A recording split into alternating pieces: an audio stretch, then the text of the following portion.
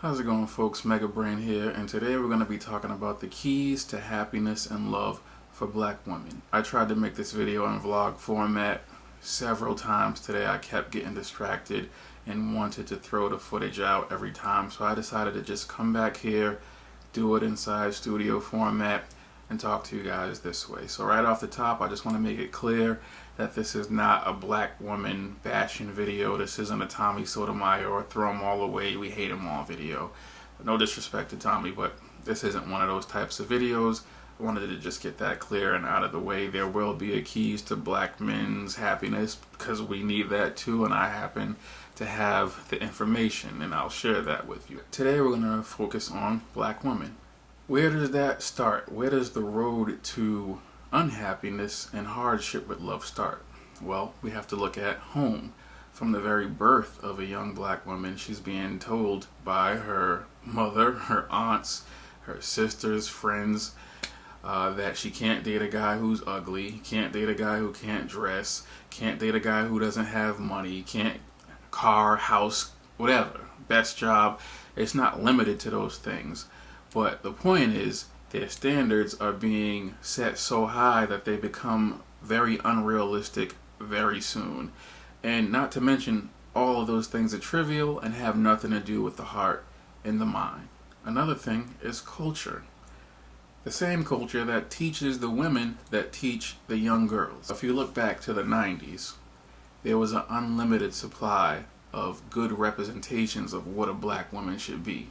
From TV with Vanessa and Denise Huxtable, to music with Mariah and Whitney Houston, and just across all of the arts and media and culture, you had an unlimited source of good representations, good role models, good influences, and that created a generation of women that had respect for themselves, and in turn wanted the men that they were with to respect them also. Today, we have Nicki Minaj, Beyonce, Megan Thee Stallion, Cardi B, all women who generally just shake their asses, excuse my language, on camera and talk about how good they are at giving oral sex, how wet their private parts get, and how good, just generally how good they are at sex. Beyonce, even when she was in her Dangerously in Love days, wasn't getting that much, help from the industry. As soon as they got her to strip down naked and shake her ass, excuse my language again, they didn't care what she sung about. The point is, she became toxic mentally to black women, young black women. She made them raise their standards just like their mothers and aunts did to unbelievable levels, and she taught them that being naked is A-okay. I wanted to use my sister as an example because she's so far removed from what a normal black woman is exposed to, and I'm talking about what the norm is, not the exception. So that means it's not all black women. It's generally what we see, what is projected to us as what a black woman is. And so she's so far removed from it because her examples of what a woman is or is supposed to be came from Moesha and the Girlfriends show that used to come on UPN, Topanga from Boy Meets World, Liz from Roswell that used to come on CW, Dawson's Creek, just generally these type of women. She was watching Veronica Mars when she was a teenager, and these are all women who were feminine, women that thought with their hearts and their minds and didn't care about materialistic things.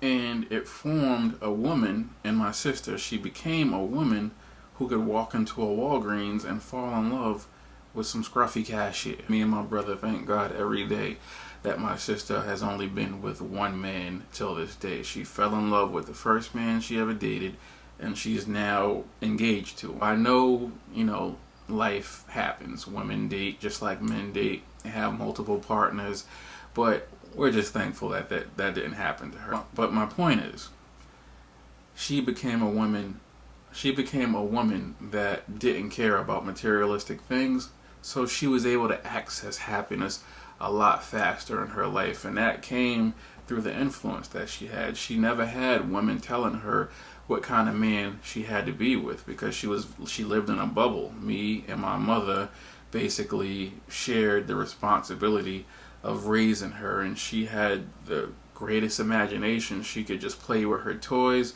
and her imaginary friends in her room for hours upon end. So when she got to college and she met this boy she liked, none of the other stuff mattered. He had nothing. He was just a cashier, probably balding. What's up, Charles? And he liked to play video games. But she let that love happen. She accepted the love that was being brought her way, and today she's better off for it. So with all that stuff being said, the keys to happiness is letting the love in. And this isn't just me talking.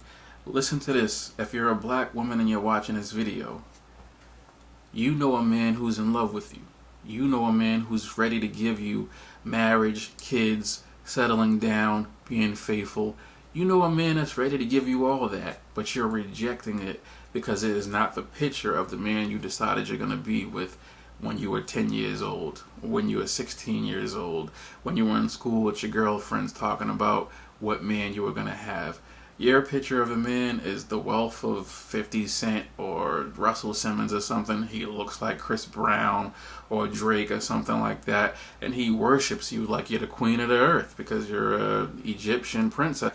That's not realistic. Stop rejecting the love. Stop rejecting the happiness and mental wellness that you could have because you've already set your standards to unrealistic levels. My sister is mentally healthy because the man she's with is in love with her. The man she's with still looks at her like she's beautiful and sexy, or like he wants to take her as soon as they get to a private place. He still looks at her like that today. The way that Kanye looks at Kim. He still looks at it that way, and that lets her be more creative inside her career. That gives her the mental space to deal with all the other things that she has to deal with, because a lot of us date people and we have to constantly question, does this person even care about me? Let alone, does this person love me? You know what I'm saying? That happens to the men too. I'll get to that inside the man version of this video. But generally, a lot of women are chasing the man that they wanted to be with so much that they end up being well into their 30s and unhappy and still searching for that man. While if you look at women from other races, white, Asian, Latino, those women generally don't have a problem with settling down, having a family and a husband by the time they're 26 years old. Whether they're in school or just ragamuffins inside the ghetto or something like that, they generally don't have a problem with finding a husband and starting a family. When, again, with black women, they go well into their 30s and 40s even, still complaining on social media about, this guy's cheating on me, these guys ain't no good, blah, blah, blah. And it's because you're rejecting the love that's trying to reach you. Black women look beautiful. I just met a black woman that is gorgeous today, and she just happened to see me vlogging outside and say she wanted to follow me on YouTube. So, and I don't know what her life is at all. I'm just saying, generally, black women are beautiful, and I was just mentioning one that I just met today, but they're beautiful everywhere. But they reject the love that comes at them because they've set the standard so high. And this is the keys right here. These are the keys to happiness and love. Stop rejecting the love and the happiness that comes your way because it's not the picture. It can become the picture of what you want it to be. With my sister, the man that she met in that Walgreens became her dream husband. He became the manager, executive at Walgreens or whatever he's doing now. He's definitely not a floor person anymore. He became this fit guy. He became this standard of man that handles all of the business and protects her and makes her feel safe and makes her feel mentally healthy. He became all of that. We have to throw away that whole thing. He has to be a perfect man. Throw the whole thing away and let somebody grow with you, because you have to grow together inside a relationship too anyways.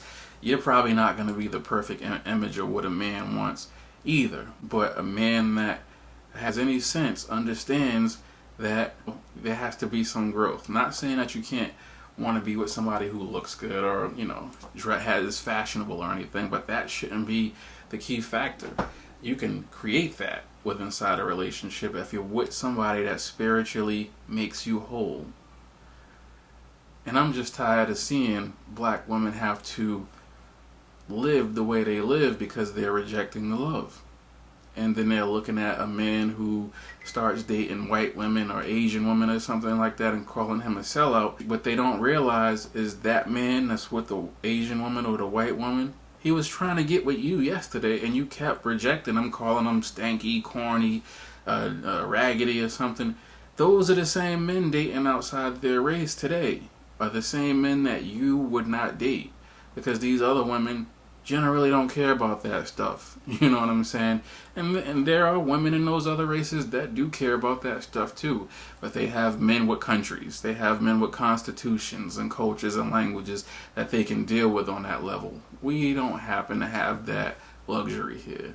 So it's more imperative that we look at people for who they are than other people. Because an Asian woman that has a fancy for the high life has more access to that than a black woman does. It is more productive for us to see each other for who we are and come together through the connections that we make instead of the material things. So I'm just going to leave it right there. Those are the keys to happiness and love for a black woman. You have to let the love in. I can keep on saying it over and over again because everything else I said inside this video is just a piece of me saying that. Letting the love that wants you happen. Stop rejecting the love that wants you. Because all of you that are in your 30s still looking for a man could be happy today. But you rejected the love that wanted you. You rejected the love that kept reaching out for you. And now you're chasing some asshole that's just sleeping with you long enough till he can get the girl that he really wants, and leading you on and treating you like trash while he's doing it, but you don't care because this is the picture of the man that you wanted. And then by the time you're 45 years old and this dude throws you away like a piece of trash, now you gotta settle for whatever you can get, and you're dating some crackhead that just needs somewhere to stay, but he cooks chicken and fish good and he treats you nice, so you're just accepting that. You don't have to accept that. You can accept the love that wants you today and be happy. Hopefully this message finds you girls well, and hopefully you don't take it as malicious. I just think that we can create a lot more love in the black community if black women stop setting these astronomical standards that are not realistic, so that the men that they have as options can actually have access to them. Alright guys, so I feel like I've said the same thing about 20 times in the last 10 minutes, so I'm going to end the video here. Hopefully you guys got something from this. Hopefully it broke through. Get in the comments, let me know what you guys think. Am I on point, or am I in the right area, or am I just totally crazy?